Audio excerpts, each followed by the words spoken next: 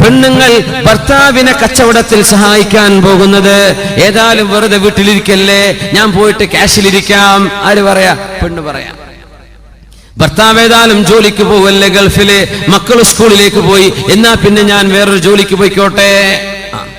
പെണ്ണുങ്ങളുടെ കയ്യിൽ കാശ് കിട്ടി തുടങ്ങിയാലേ പിന്നെ അവർ ഇതിൻ്റെതാണ് നിങ്ങളതാന്ന് പറയാൻ തുടങ്ങും. ഇതിൻ്റെത്, ഈ പൈസൻ്റെ ഇത് നിങ്ങളത്. ആണുങ്ങളത് പറയൂല. എത്ര കുഴപ്പമുണ്ടായിട്ടുണ്ടെന്നറിയോ? ഞാൻ അറിയുന്ന എത്രയോ പ്രശ്നങ്ങൾ. നല്ല അച്ചടക്കത്തിൽ ജീവിച്ച കുട്ടികളാ, അച്ചടക്കത്തിൽ ജീവിച്ച കുടുംബ. അവൾക്കൊരു മോഹം ജോലിക്ക് പോകണമെന്ന് ഇവനായിട്ട് ജോലി ശരിയാക്കി കൊടുത്തു ഭർത്താവേ. എന്നിട്ട് പിന്നെ അവൾ കണക്ക് പറയാൻ വേണ്ടി തുടങ്ങി. പിന്നെ അവൾ എന്റെ ഭർത്താവിനെ ഹറാസ് ചെയ്യെ, എന്റെ മുതലെടുത്ത് ദൂർത്തടിക്കാൻ തുടങ്ങാൻ. വാപ്പാക്ക് നാട്ടിക്ക് കത്ത്, പെണ്ണിന്റെ വക ഫോൺ. കുടുംബം തകർന്നു. ഒരു പെണ്ണിനോടും ജോലിക്ക് പോകണ്ട എന്നല്ല ശർഅ പറഞ്ഞത്. ശരിക്കും മനസ്സിലാക്കണം മസ്അല. ഒരു പെണ്ണ് ജോലിക്ക് പോവാൻ അവളായിട്ട് ഇഷ്ടപ്പെട്ടാൽ, അവൾക്ക് താല്പര്യമുണ്ട്, അന്യ ആണുങ്ങളുമായി ഇടപഴകാത്ത ഒരു ജോലി, ഹലാലായ ഒരു ജോലി അവൾക്ക് ലഭിക്കുകയും ചെയ്താൽ അവൾക്ക് വേണമെങ്കിൽ പോകാം. ഭർത്താവിന്റെ ഒരു പെണ്ണിനെ ജോലിക്ക് നിർബന്ധിക്കാൻ അള്ളാഹു അനുവദിച്ചിട്ടില്ല. ഒരു ഭർത്താവും തന്റെ പെണ്ണിനോട് നീ ജോലിക്ക് പോകണം എന്ന് പറയരുത്. അവൾക്ക് ഇഷ്ടമുണ്ട്, ഹലാലായ ജോലിയാണ്, ഹറാമിന്റെ സാഹചര്യങ്ങളില്ല, അവൾക്ക് പോകാം. പക്ഷേ കച്ചവടത്തിലേക്ക്, കച്ചവട സ്ഥാപനങ്ങളിലേക്ക് പെൺകുട്ടികൾ കച്ചവടത്തിലേക്ക് ഇറങ്ങുന്നത്, ഖാല റസൂലുള്ളാഹി സ്വല്ലല്ലാഹു അലൈഹി വസല്ലം ബൈന യദൈ സാഅ, അന്ത്യനാളിന്റെ മുമ്പിൽ നടക്കാൻ പോകുന്നുണ്ട്. ഫുശൂഉത് തിജാറ, കച്ചവടങ്ങൾ വർദ്ധിക്കുന്നത്. കച്ചവടം വർദ്ധിക്കാൻ, എവിടെയും കച്ചവടം, എവിടെയും കച്ചവടം. വാത് കേൾക്കാൻ വന്നാലും കച്ചവടം, ഉത്സവത്തിനും കച്ചവടം, മാമാങ്കത്തിനും കച്ചവടം, എല്ലായിടത്തും കച്ചവടം. കച്ചവടം വർദ്ധിപ്പിക്കുക, മനുഷ്യന്മാരെ കൊണ്ട് വാങ്ങിപ്പിക്കുക, ഓഫറുകൾ ഇട്ടിട്ട് ആവശ്യമുണ്ടെങ്കിലും ഇല്ലെങ്കിലും കൺസ്യൂമറിസം, ആളുകളെ കൊണ്ട് വാങ്ങിപ്പിക്കുന്നത്.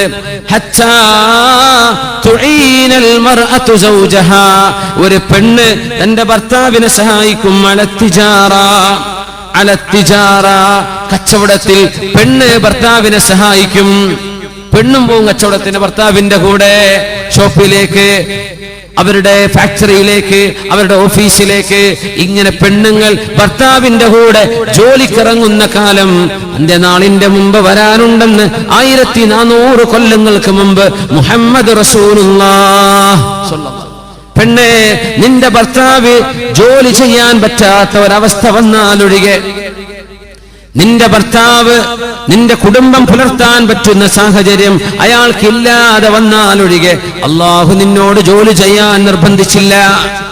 ഭർത്താവിന് വയ്യ, കിടപ്പാണ്, അവൾക്ക് ജോലിയുണ്ട്, സർട്ടിഫിക്കറ്റ് ഉണ്ട്. അപ്പോഴാണ് ശർഅ നിനക്ക് കഴിയുമെങ്കിൽ നീ സഹായിച്ചോ എന്ന് പറഞ്ഞത്. നിന്റെ ദീനിനെ സൂക്ഷിക്കുവാനും പെണ്ണെ, നീ പോകുന്ന വഴിയിൽ, നീ യാത്ര ചെയ്യുന്ന ബസ്സിൽ, നീ യാത്ര ചെയ്യുന്ന ട്രെയിനിൽ, നീ സംസാരിക്കുന്ന നിന്റെ കസ്റ്റമേഴ്സ്, നിന്റെ മുമ്പിൽ കയറിപ്പോകുന്ന സെയിൽസ്മാൻമാർ, നിന്റെ മുമ്പിലൂടെ കടന്നു പോകുന്ന സെയിൽസ് എക്സിക്യൂട്ടീവുകൾ, ഇവരോടൊക്കെ സംസാരിച്ചും തമാശ പറഞ്ഞും അന്യോന്യം മൊബൈൽ ഫോണുകൾ കൈമാറിയും വാട്സ്ആപ്പ് നമ്പറുകൾ കൈമാറിയും എത്ര ഫിത്നകളാണ്. അന്തസ്സിൽ ജീവിക്കുന്ന, അച്ചടക്കത്തോടെ ജീവിക്കുന്ന എത്ര പെൺകുട്ടികളാണ് സാമർത്ഥ്യമുള്ള പിശാചിനെ തലയിൽ കൊണ്ട് നടക്കുന്ന ചെറുപ്പക്കാരുടെ വർത്തമാനങ്ങളിൽ കുടുങ്ങിപ്പോയത്. എത്ര പെണ്ണുങ്ങളാണ് ആണുങ്ങളെ കുഴക്കിക്കളഞ്ഞത്. എത്ര പെൺകുട്ടികളാണ് അച്ചടക്കമുള്ള ചെറുപ്പക്കാരെ വഴിതെറ്റിക്കളഞ്ഞത്. അവസരമൊരുക്കിയത് ആരാണ്? ആരാ അവസരമൊരുക്കിയത്? അള്ളാഹ് പറഞ്ഞിട്ടുണ്ടോ ഇത് ചെയ്യാൻ? ഇല്ല. നീയായിട്ട് വരുത്തി വെക്കുന്ന വിനകൾക്ക് നീ തന്നെ അള്ളാഹുവിന്റെ മുമ്പിൽ മറുപടി പറയേണ്ടി വരും. ജോലിക്ക് പോവണ്ട എന്നല്ല ശർഇന്റെ അഭിപ്രായം.